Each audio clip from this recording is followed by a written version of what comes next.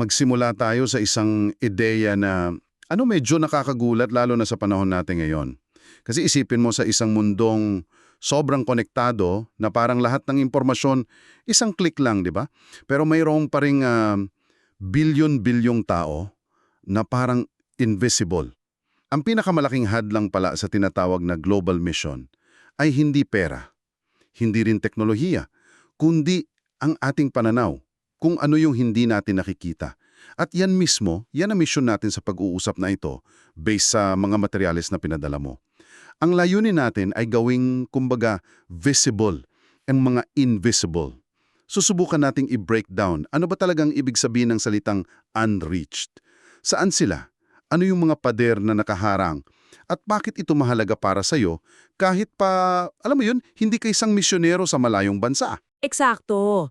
At ang pinakaunang kailangan nating linawin na talagang binibigyang diin sa mga source mo, hindi lang ito isang simpleng label. Ang pagiging unreached ay isang missional condition. Hindi ito tungkol sa mga taong tumanggi sa isang mensahe.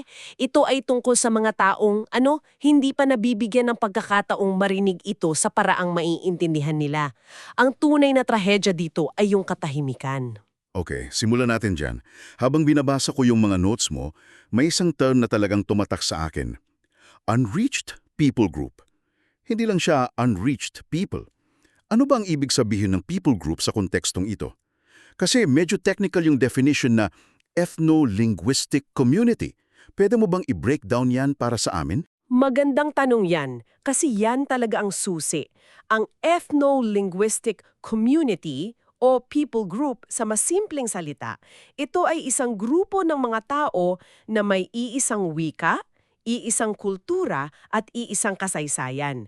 Kumbaga, sila yung mga taong nagkakaintindihan ng hindi na kailangan ng translator. Hindi lang sa salita, kundi pati sa paraan ng pag-iisip. Halimbawa, ang mga Maranao sa Pilipinas, isang people group yan. O yung mga Punjabi sa India, isa pa yan.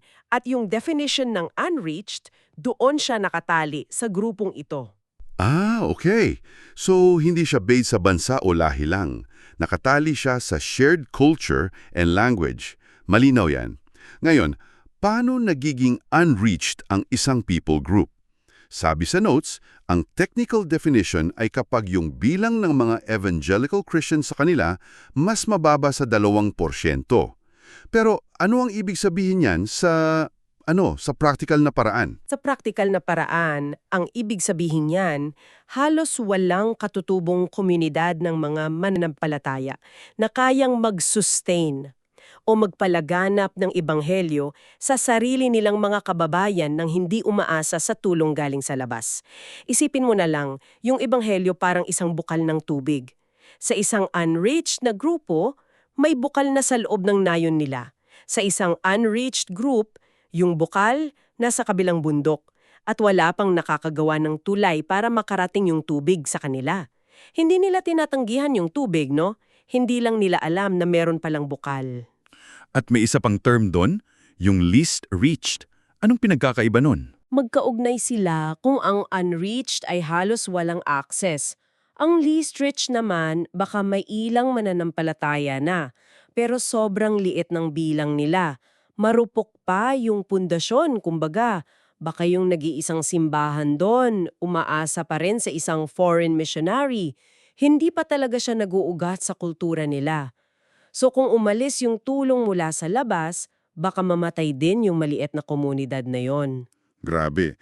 Naalala ko tuloy yung isang verse na binanggit sa materyales mo mula sa Roma 10:14. Paano sila tatawag sa kanya kung hindi sila naniniwala?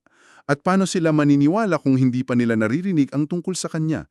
Alam mo yun, binabago nito ang lahat.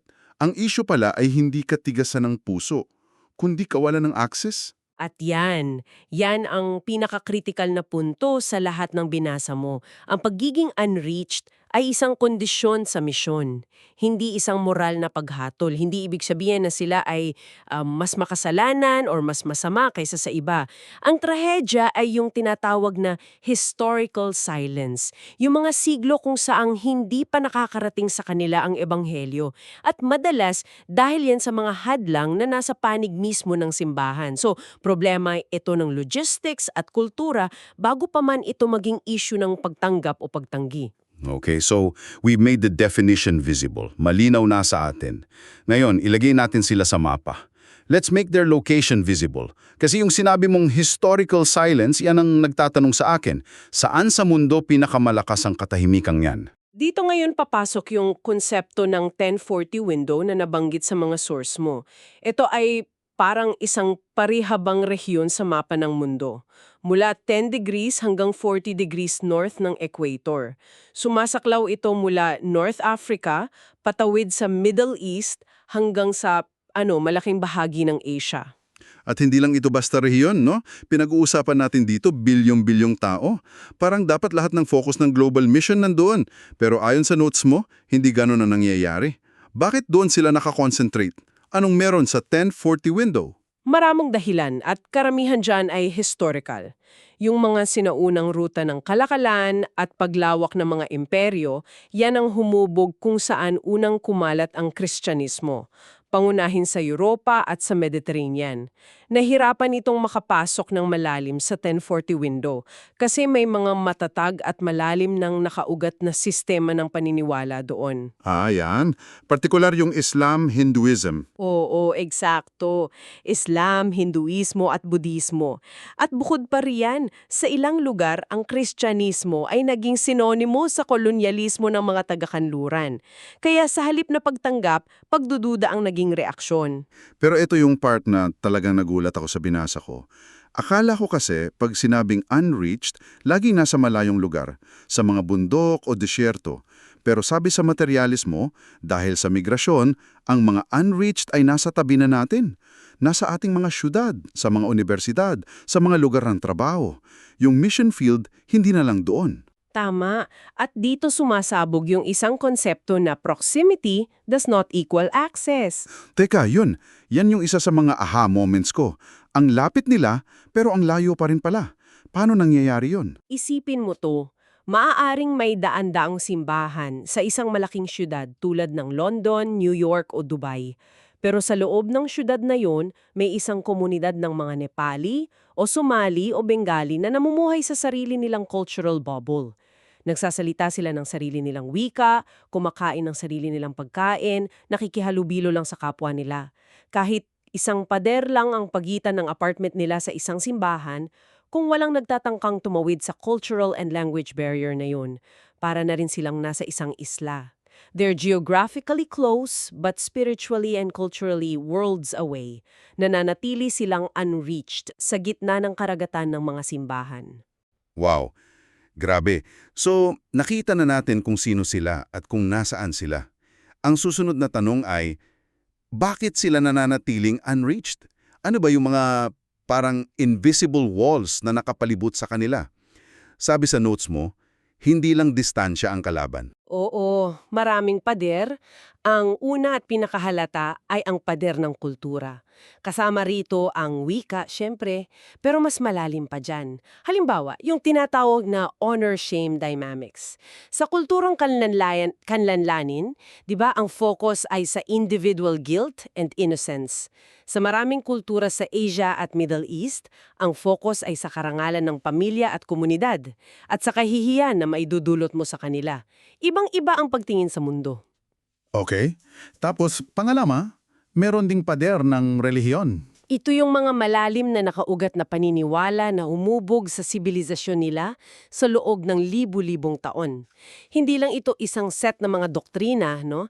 Ito ang nagbibigay ng kahulugan at kaayusan sa buhay nila mula kapanganakan hanggang kamatayan. Ang pagtalikod dito ay parang pagtalikod sa buong pagkatao nila. At syempre, nariyan din ang pader ng politika, mga gobyerno at batas na hayagang nagbabawal sa pagbabahagi ng ibang pananampalataya. Pero may isa pang pader na binanggit. At ito, marahil, ang pinakamahirap tanggapin. Yung tinatawag na ecclesial barriers, mga hadlang na nanggagaling mislo sa loob ng simbaan. At ito ang pinakamasakit aminin. Ayon sa mga source mo, may malaking problema sa resource allocation. Sinasabi na halos 90% ng lahat ng Kristiyanong manggagawa at pondo napupunta sa mga lugar at mga taong na-reached na. Isipin mo na lang para kang isang ospital na puno ng pinakamagagaling na doktor at gamot. Pero 99% ng oras at pera mo, ginugugol mo sa paggamot sa mga staff na malusog na. Habang yung mga pasyenteng may malubhang sakit, nasa labas lang ng gate at hindi man lang alam na may ospital doon. Ang bigat nun. Gawin nating mas konkreto. I-breakdown natin yung mga halimbawa na nasa materialis mo. Unahin natin ang Asia. Nabanggit mo kanina yung honor-shame culture. Paano yan nagiging hadlang sa totoong buhay? Sa practical na paraan, ganito yan para sa atin, di ba? Ang pananampalataya ay madalas na isang personal na desisyon, ikaw at ang Diyos. Pero sa isang honor-shame context, ang desisyon mo ay desisyon ng buong pamilya mo, ng angkan mo. Kung pipili ka ng ibang pananampalataya, hindi lang yan simpleng pagbabago ng religiyon. Isa yang akto ng pagtatakwil sa iyong mga ninuno, sa iyong mga magulang, sa iyong buong komunidad. Nagdadala ka ng matinding kahihiyan sa pangalan ng pamilya nyo. Kaya ang kapalit nito ay madalas na pagtatakwil din. Mawawalan ka ng pamilya, ng mana, ng lugar sa lipunan. Iyan ay isang napakabigat na pader. Grabe. Kumusta naman sa Middle East? Ano ang unique challenge doon? Sa Middle East, ang relihiyon ay hindi lang bahagi ng buhay. Ito ang pagkakakilanlan mo. Nakatali yan sa pangalan mo, sa pamilya mo, sa batas ng iyong bansa. Ang pagiging Muslim halimbawa ay hindi lang isang spiritual na state. Isa siyang legal at social identity. Kaya't ang pagbabago ng pananampalataya, hindi lang isang spiritual na desisyon, isa siyang social at political earthquake. Maraming mananampalataya doon ang isinasabuhay ang pananampalataya nila ng lihim, minsan sa loob ng maraming taon, dahil ang pag-amin nito ay nangangahulugan ng social exile, pagkawala ng trabaho o mas malala pa. At sa Africa, may binanggit sa notes na paradox of growth and absence. Ano yun? Ito ay isang nakakatuwang kabalintunuan. Ang Kristyanismo ay sumasabog sa paglago sa maraming bahagi ng Afrika. Sobrang bilis. Pero sa kabila nito, mayroon pa ring libu-libong mga unreached people groups doon. Bakit? Dahil sa sobrang pangkakaiba-iba ng mga wika at tribo. Ang isang simbahan na para sa tribong Kikuyu sa Kenya, halimbawa, ay hindi automatic na nakakaabot sa katabing tribo ng mga Maasai na may ibang wika at kultura. Kaya posible na may malaking revival sa isang lugar, pero 10 kilometro lang ang layo, may isang buong tribo na hindi pa naririnig ang mensahe sa sarili nilang wika. Ipinapakita nito na hindi sapat ang geographical proximity. Malinaw na malinaw. Ang bawat konteksto may sariling kwento, nangangailangan ng iba't ibang diskarte. Hindi ito isang one-size-fits-all na solusyon.